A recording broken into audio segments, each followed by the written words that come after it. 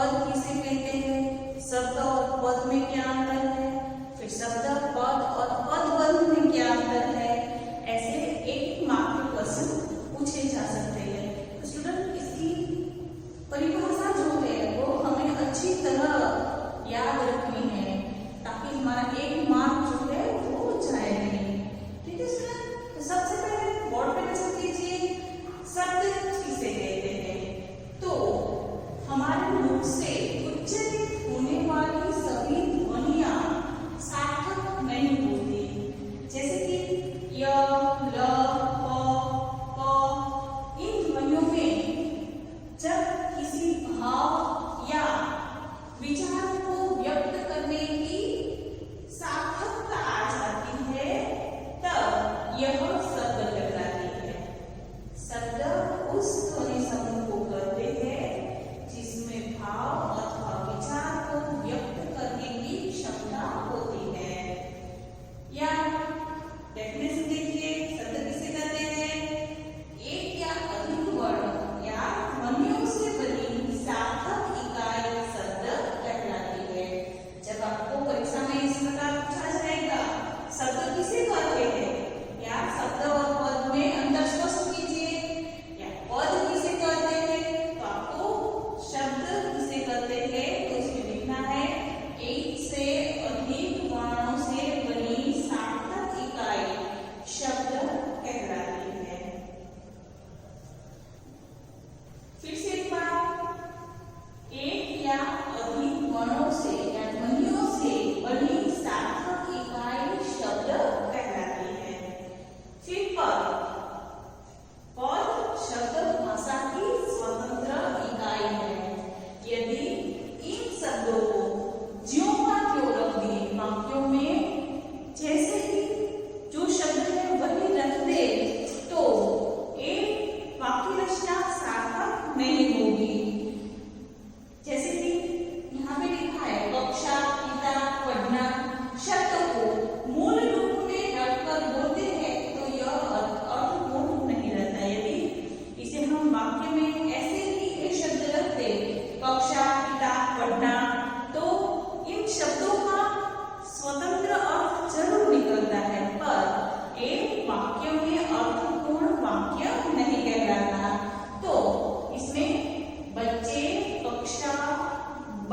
कक्षाओं में किताब पढ़ते हैं, तो इसमें हमने बच्चे या बच्चों तो ओ प्रत्यय लगा है, कक्षाओं में ओ प्रत्यय लगा है, किताबें ये प्रत्यय लगा है, पढ़ते तो ये प्रत्यय लगा है। तो इस प्रकार बच्चे कक्षाओं में किताब पढ़ते हैं ऐसे व्याकरण के रूप से अर्थपूर्ण वाक्य बनते हैं। मतलब कि ए, आ, ए, ओ जैसे प्रत्यय लगाकर अर्थपूर्ण वाक्य बना है। पद किसे कहते हैं, तो स्वतंत्र शब्द में प्रत्यय लगाकर वाक्य में प्रयुक्त होने योग्य परिवर्तित शब्द रूप ही पद कहलाते हैं। स्टूडेंट, हमें ये शब्द और पद किसे कहते हैं एक अच्छी तरह से जो इसकी परिभाषा है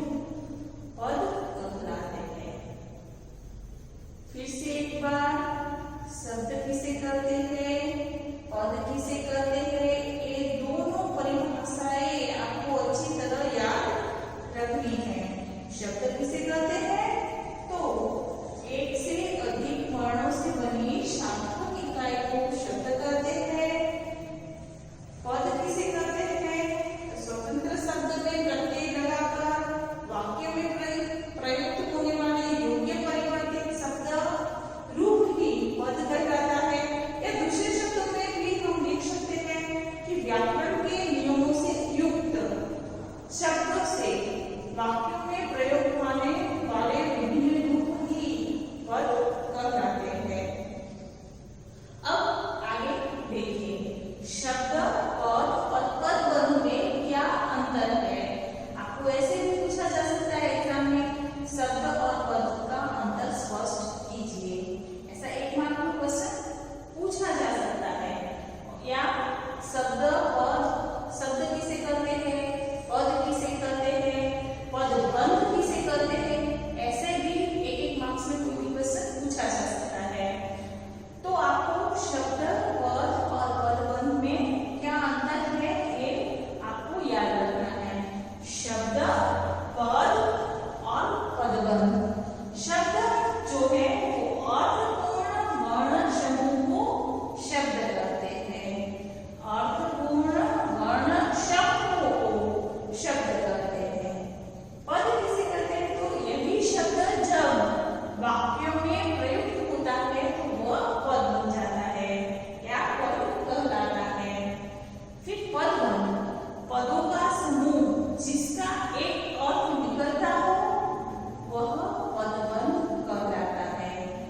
पदबंध, पदों का समूह जिसका एक अर्थ निकलता हो वह पदबंध कहलाता है। दूसरा देखें, शब्द का स्वतंत्र प्रयोग हो सकता है। जैसे मैंने आपको बताया कि कक्षा,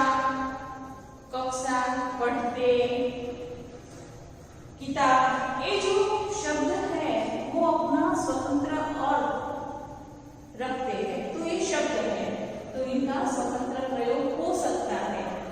जबकि पद में इनका स्वतंत्र प्रयोग नहीं हो सकता और इन पदबंध में भी इसका अस्तित्व वाक्य में ही होता है।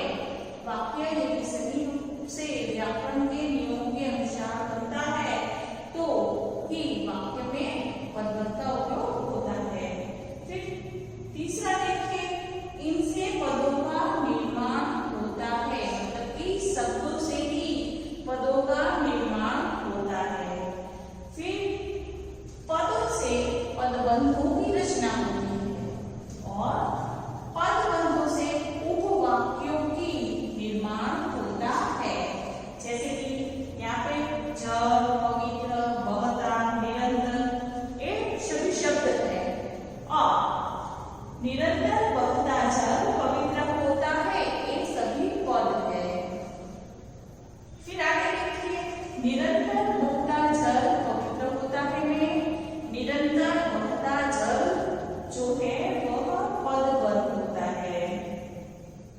अब स्टूडेंट आपको अच्छी तरह समझ में आ गया होगा शब्द, पद और पदबंध। फिर से एक बार, शब्द किसे कहते हैं, तो एक या अधिक वर्णों से बनी ध्वनियों या एक से अधिक वर्णों से बनी सार्थक इकाइयों को शब्द कहते हैं। फिर पद किसे कहते हैं, तो स्वतंत्र शब्द में प्रत्यय लगाकर वाक्य में प्रयुक्त होने योग्य परिवर्तित शब्द भी पद कहलाता है।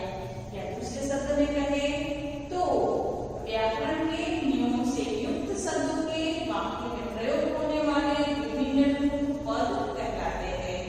शब्द, पद और पदबंधों में अंतर, यदि आपको इस प्रकार का कोई प्रश्न पूछते हैं कि शब्द और पद का अंतर स्पष्ट कीजिए, तो आपको सिर्फ शब्द और पद का लिखना है और आपको पद और पदबंध का अंतर स्पष्ट कीजिए, तो आपको मैंने जिस प्रकार से क्वेश्चन बना के दिखाया है, तो इस प्रकार आपको अच्छी तरह समझ